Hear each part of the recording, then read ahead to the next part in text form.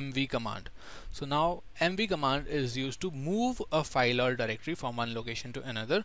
So it will actually delete your source. Okay, instead of like it was in case of copy, it retains the source file as it is. It does not do anything to the source file, but it makes a copy of the source file in the destination folder or destination file name. But mv will actually remove the file from its source and it will put it into the destination. Okay, so the copy will not be retained.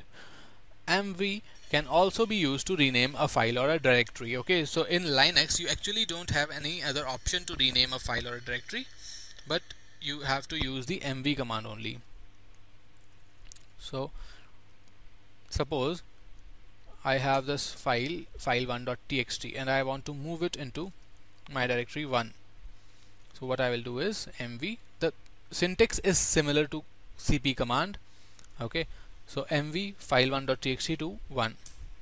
Now if I check, file1.txt is not available over here. It has been removed from the current directory, and if I check inside 1, it is there.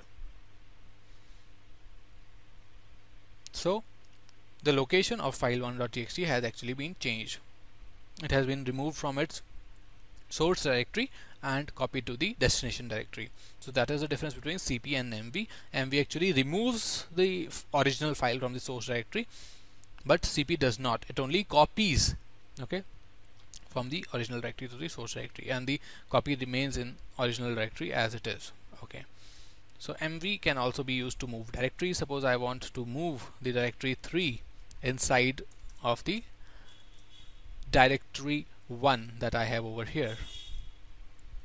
I have inside directory 1 I have directory 2 also. So let me move directory 3 into directory 2. So writing mv.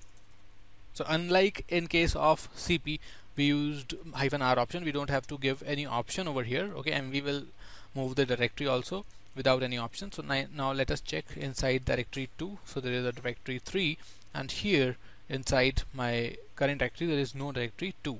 Okay, so it has been removed from here and it has been moved along with all its contents. So inside directory 3 there was directory 4 and directory 5, so it has been moved over there. This was about the mv command. Okay, now we can also use mv command to rename a file. Suppose this is file list output.txt. I want to rename it as file1.txt. so you can write mv, the original name of the file and the new name that you want to give to that file. So you ls and your file has been renamed from list output.txt to file1.txt. Now suppose let us verify the contents of the file. So let us check. Let us write a new file using echo, and I'll echo hi into a file file1.txt. Now cat file1.txt, it has got hi in caps letters.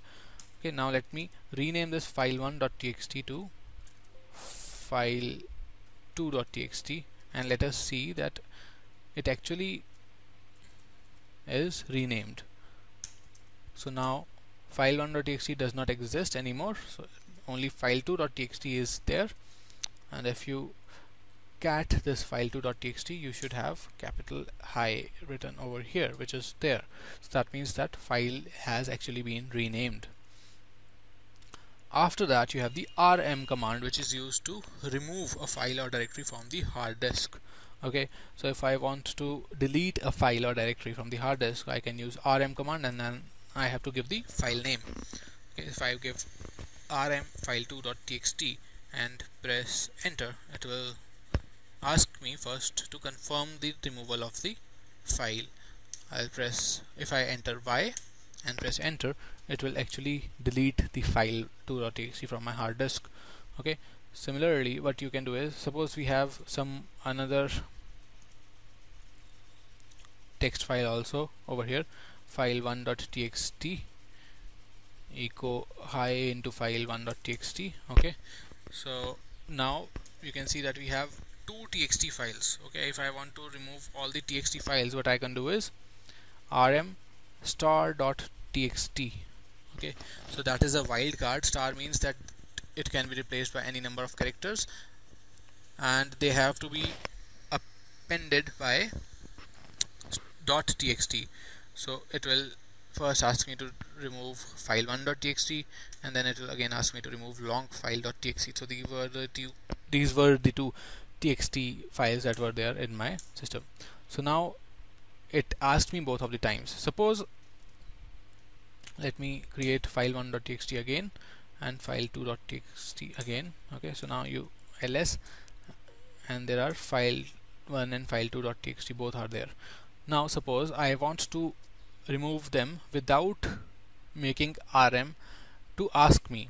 Okay, so what you can do is you can do rm minus f, but you have to be very careful with this command, because if you run this command in a wrong manner, it will delete all the files, or it can also delete everything from your system. So you have to be very careful while running this command, rm minus f. Okay, so you should check it thoroughly and only then you should delete it, but I will advise that you don't use -f option. So -f option actually makes Linux delete the files without it asking you. So it did not ask me to delete those files, but it deleted those. Okay, so now suppose I want to remove the directory. Suppose I want to remove the directory 1 from here. So it will not allow me to remove it simply. So for that again I have to use the -r switch, which is the recursive switch. So that is what I have to use over here, rm minus r1, just like my cp command. I have to use that.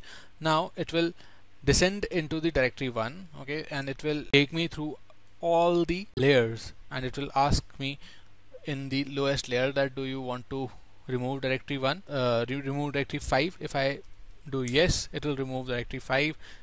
Then it will ask me to remove the upper level directory, upper level, then 5, which is 4. Then it will go even higher to 3, 2 and 1. Well, ultimately it will delete the higher level directory. Now suppose I have deleted 4 and 5 directories. Okay, now if I say no, then it will not delete any further directory. That particular directory is not empty. Okay, so you cannot remove 1/2 because that particular directory is not empty, because I did not delete 3, so it cannot delete 2 without deleting 3. Okay, there is no other way that 3 can be preserved without by deleting 2. Okay, so if I don't want to delete 3, then I will have to retain all its parent directories. Okay, so that is how to use rm command. And further, there was one file1.txt inside this, which is asking me to delete that also. If I want to delete that, I say no. So now if you check ls1, it will have file1.txt as well as directory 2 inside it, and 2 will have directory 3 inside it, but there is no further directory inside 3. So 4 and 5 have been deleted. Okay, so that is how you actually use this rm-r option. Now there is one more dangerous option. If you combine rm minus r with f, so that will delete everything in the path you specify. And suppose you run rm minus f star, it will delete everything from your current directory. So never do that. So let me just show you how to do that. So if I run rm minus r star over here, it will ask me for removing everything, and if I say no, it will not delete anything actually. Okay, but if I do rm minus f and then star, it will just empty this particular directory, so there is nothing left. So if you do this in a higher level directory like root rm minus f star, and you are actually logged in as the root user which has the privileges to delete anything from your file system, then you will end up corrupting your Linux operating system, and you will have to do the installation again. So that is something that you should not do. rm-rf should be utilized with complete caution. Okay, so these were the commands cp, mv and rm. cp used to copy file from one location to another location, retaining the source file as it is. mv is used to move the file from one location to another location, okay, by removing it from the original location. And you can also use it to rename particular file. Then you have done rm, which is used to remove a file or a directory. Okay, and -r switch has to be added in cp or rm commands to if you want to do the operations on directories. Okay, in mv there is no requirement of -r. Okay, so I hope that this particular video was clear to you and you are clear about the 3 commands that we did in this particular video. So in case you have any queries, you can ask them in the comment. So thanks for watching and continue to watch the course Linux Operating Systems Basic.